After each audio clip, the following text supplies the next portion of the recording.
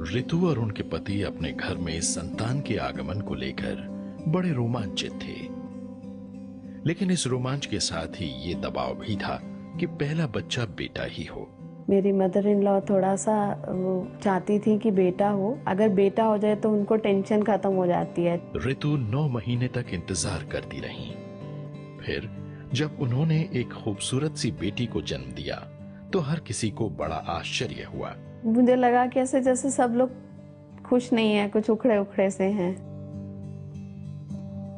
बातों बातों में मतलब कि वो मेरी मदर इन लॉ बोलती थी कि मेरा तो पहला बेटा था, तो मतलब कि मुझे रियलाइज होता था कि अगर बेटा होता तो ये लोग ज्यादा खुश होते। परिवार की तरफ से तो दबाव था ही, ऋतु स्वास्थ्य संबंधी भी कई चुनौतियां झेल रही थीं। मेरा फर्स्ट सिजेरियन था, मुझे इतना मालूम भी नहीं था कि क्या करना चाहिए क्या नहीं करना चाहिए। जल्दी से सारे घर के काम करने शुरू कर दिए। कपड़े सुखाने वगैरह के लिए छत पे जाना पड़ता था। उस टाइम पे मेरे को कुछ प्रॉब्लम हुई, तब मुझे पता चला कि मुझे हर्निया की प्रॉब्लम हो गई है, बिकॉज वेट उठाने की वजह से। 3 साल के बाद ऋतु फिर गर्भवती हुई। इस बार उन्होंने एक बेटे को जन्म दिया। परिवार के लोगों ने जिस तरह बेटे का स्वागत किया वो साफ नजर आ रहा था। पहले बेबी की इतनी केयर नहीं हुई, वो मैं ही उसको देखती थी सारे टाइम, वो मेरे साथ ही लगी रहती थी हर समय।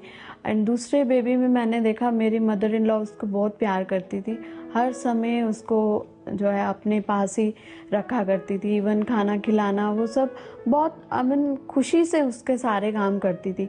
एंड मेरे हस्बैंड भी उसको बहुत अच्छे से लुक आफ्टर करते थे। जो ये चेंजेस जो मैंने मतलब कि जो फर्स्ट बेबी में मैंने ये नहीं देखे, वो सेकंड में देखे। ऋतु को बच्चों के साथ किए जा रहे अलग अलग तरह के व्यवहार को झेलना पड़ रहा था। इससे वो चिड़चिड़ी और नाराज रहने लगी और उनकी खुद की जिंदगी भी प्रभावित होने लगी। इसी दौरान उनके एक मित्र ने उन्हें एक क्रिश्चियन प्रेयर मीटिंग में आने का न्योता दिया। क्योंकि मैं बहुत प्रॉब्लम से गुजर रही थी, इसलिए मैंने सोचा कि चलो इधर भी जाकर देखते हैं, शायद मेरी कुछ मदद मिले। तो इस तरह से मैं उनकी प्रेयर्स में जाना शुरू हुई। इस बैठक में उन्हें ये पता चला कि वो मदद के लिए प्रभु यीशु की प्रार्थना कर सकती थी और उन्होंने ऐसा किया भी। और मुझे धीरे धीरे एक विश्वास होता गया कि वो एक लिविंग गॉड है और वो हमारी प्रार्थनाओं को, हर एक प्रार्थना को वो सुनता है।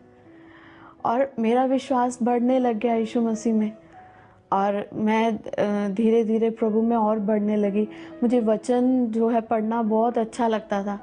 मैं वचन जैसे जैसे मैं जानने लगी और मेरा को बहुत अच्छा लगने लगा कि सच्चाई जानने के बाद मेरे को लगने लगा कि और सब मैं इतनी साल मैंने ऐसे ही व्यर्थ ही गवा दिए एक दूसरे भगवानों के पीछे जा के। सच्चाई तो यीशु मसीह में है।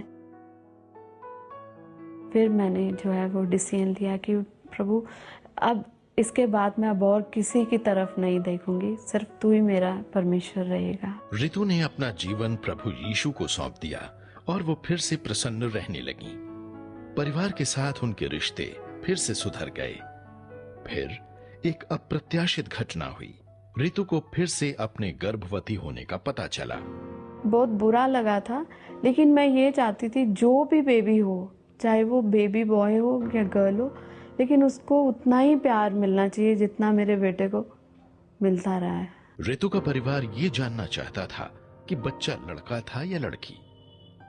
4 महीने के गर्भकाल के बाद एक अल्ट्रासाउंड से ये पुष्टि हो गई कि होने वाली संतान एक लड़की थी। मेरे हस्बैंड जो है वो उस चीज को डाइजेस्ट नहीं कर पा रहे थे कि हम एक और बेटी सोचकर वो बिल्कुल भी मान नहीं रहे थे। तो उनके पति ने उनसे गर्भपात कराने को कहा। ऋतु अपनी बेटी को जन्म देना तो चाहती थी, पर अपने पति की मर्जी के खिलाफ भी नहीं जा सकती थी। तो उन्होंने चुपके प्रभु यीशु से ये प्रार्थना की कि उनके पति अपना विचार बदल दें। इस दौरान सारी तैयारी हो गई, पूरा ऑपरेशन थिएटर तैयार हो गया। मेरे हस्बैंड के अंदर प्रभु काम कर रहा था। कभी बोलते थे कि चलना है, कभी बोलते थे नहीं करवाना है।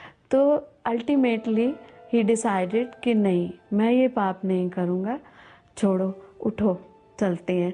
तो फिर इस तरह से जो है, जो थर्ड बेबी जो है मेरा, उसको परमेश्वर ने सेव किया। ऋतु को लगा कि ये तो एक तरह का चमत्कार था। कुछ ही महीनों में नूपुर का जन्म हुआ।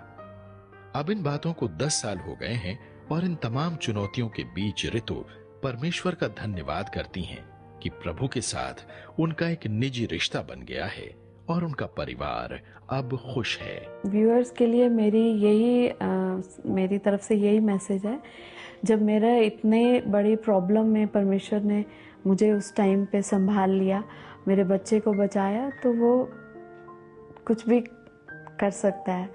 और मैं चाहूँगी कि लोग सीखें और कभी भी ये गलत काम नहीं करें कि बॉय और गर्ल में कभी भी डिफरेंस ना क्रिएट करें। और परमेश्वर का दान है, हर एक बच्चा परमेश्वर का दान है, चाहे वो लड़की है चाहे वो लड़का है।